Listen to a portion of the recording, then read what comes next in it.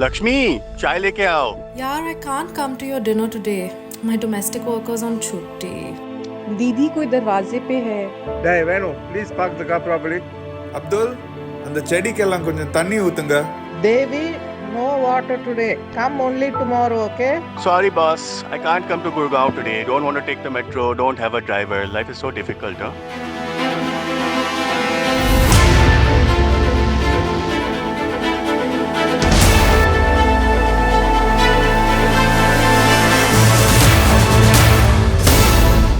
Hello and welcome to L is for Labour, your source of information for all things labour.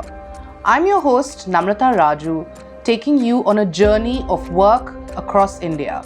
Throughout this series, we will be asking questions such as, what are gig workers in India struggling with? And have internal migrants recovered from the after effects of the COVID-19 pandemic?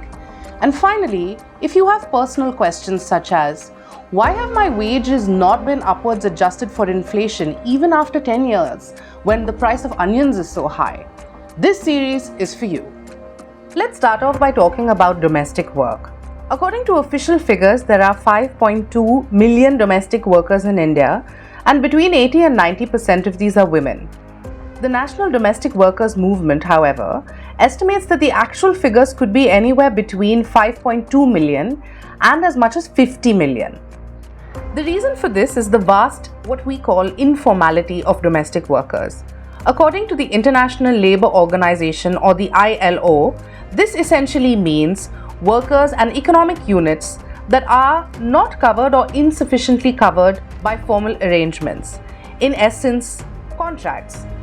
This means that workers who do not have contracts, do not have jobs which come under the national labour laws, or things like social protection entitlements and paid annual leave. Domestic work is largely informal, right? What we mean by formalization essentially is to have a contract that guarantees you certain entitlements, a certain wage, a certain working relationship, right, with your employer. And I think in this scenario, we can see clearly that it's usually a verbal contract. It's not written, it's not recorded, it's not a legal contract that domestic workers have. When you take people, those who work in the organized sectors, okay, they are secured. When they go for a job itself, they have offer letter. They know what is their salary. They know what is the leave they will be getting. No, everything is given in return. No, and both has to sign. But when it comes to the domestic workers, when she goes, she has only the oral agreement. She will be only asking for her salary. So there is no security of agreement. What is her salary? How many hours of working? What is her overpayment? What will be the other benefits she will be getting? Nothing will be written because no contract, work contract. But I think it's important to emphasize that a large part of the Indian workforce is informal, right? I think estimates vary depending on the type of relationship that they have and what kind of a contract they have. A slight aside, a good way of understanding whether or not you have some informality in your life is by asking basic questions such as, do I have a written contract? And do I have certain basic entitlements such as paid annual leave, PF or the Provident Fund, or some form of social protection? And if you look up at the screen here, if your answer to some or several of these questions is no, then the likelihood is that you are living with some degree of informality or the other. So we've established that part of the problem is that domestic workers don't have a written contract. But the other issue is the big G, and I don't mean a rapper, I mean gender. What we call unpaid domestic work, which happens within households, is something that falls on women's shoulders. And this is across the board, right? These are mothers, these are women who are daughters, sisters, wives.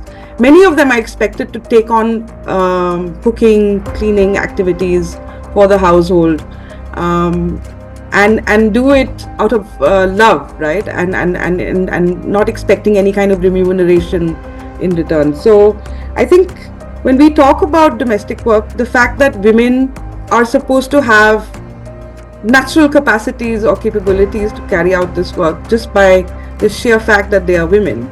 In homes across India, It is typically women who are tasked with washing clothes, cooking, and other sundry household chores. This is not a passing coincidence. The interplay of gender and domestic work has a deep history, not just in India but around the world, and intersects with other axes of exploitation too, such as race and caste. Take, for example, this web page, which is the website of the city of Chicago. It alludes to the origins of domestic workers in the United States, where back in the 1860s, most of the domestic worker labor force was comprised of African American women who often did not even get compensated for their work. This changed over time, with the African American community fighting valiantly for their rights and the laws finally being updated as well. While we are thankfully no more in the period of the heinous transatlantic slave trade, there is a term that labor researchers use today named modern slavery. Modern slavery is not a legal term but a general phrase, usually used to describe exploitation involving imbalances of power, or where someone is unable to leave a job due to threats, abuse, coercion, or deception.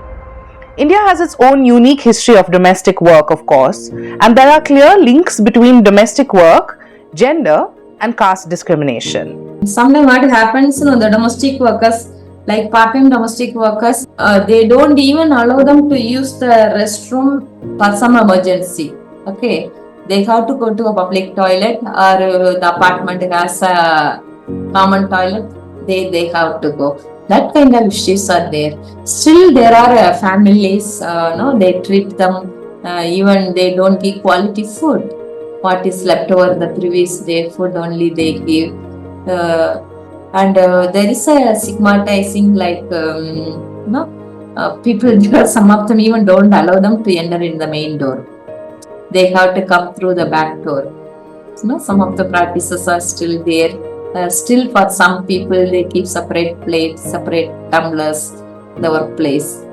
All these are there, and none of the employers protect them with the social security schemes. So none of the domestic workers get any social security protection from the employers. Okay?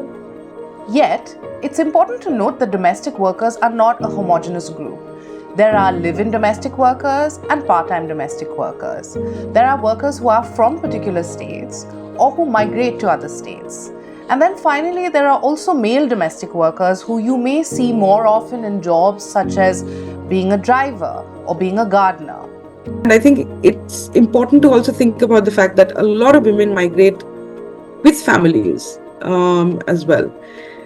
Now, when men migrate, socially it's seen to be okay, right? That men migrate for better incomes, for a life experience. But again, because of patriarchal norms, the fact that women migrate for the same reasons is seen as risky behavior. There's potentially the threat of being trafficked, or ending up in commercial sexual exploitation is something that prevents then society, local governance structures from enabling women to migrate. In fact, if you look at a lot of the anti-trafficking initiatives, right, the surveillance committees, etc., which are there, are well-meaning, actually end up trying to prohibit women from migrating, even though a lot of women might be sort of, escaping domestic violence in their homes, or trying to create a livelihood for themselves in the city. So now to pose the question, is there anything at all we can do about this? And the answer, as always, is yes.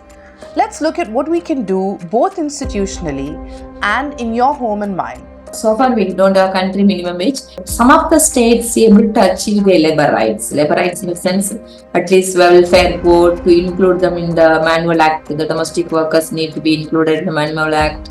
But then the minimum wage to be fixed. But not all the states achieve that. Okay, there is a lot of challenges in that. Okay, each state perception. I don't know how to say that one. So in that level, we are struggling. But when it comes to the workplace, still domestic workers are facing problems. There is no uniform minimum wage. Though the Tamil Nadu government has the minimum wage, we have brought minimum wage for the domestic workers. There is a revision of minimum wage. A written contract is ideal. We have a lot of situations, a lot of cases where trade unions like Seva and some other organizations that are actually facilitating the employment of domestic workers through a written contract. I think also enabling the worker to access sick leave, to access paid leave. If she's a migrant worker, wants to go home once a year, 2 times a year. I think all of that needs to be agreed upon in principle as well as ideally in the written form, right? So that's a little bit on what we can do both at the level of the government and our own homes. I shall leave you with this last tidbit on what we call C189 or Convention 189. There are many good employers out there, responsible employers, people like yourselves who are watching this video and want to do more. And if you look at this link that we're just dropping here on the screen, having a look could help go a long way. And remember, if you're trying to be a responsible employer, it all starts with the basic thing of a written contract.